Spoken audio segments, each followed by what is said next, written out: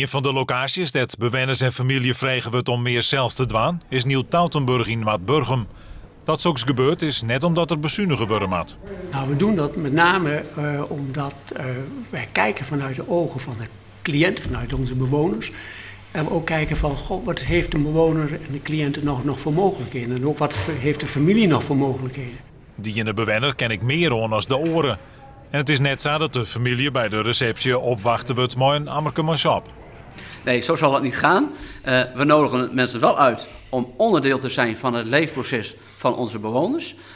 Maar het is niet zo van, zoals u net schetst, dat we het zo gaan doen. De cliënten die had de vinger aan de pols, want meestal moeten net hoe vrij worden. Komt van alles op je zo aan. Van wat gebeurt er mij, de familieleden, wat gebeurt er mij, de cliënten, waar wij in eerste instantie de belangen van behartigen. En dat vinden we heel erg wichtig.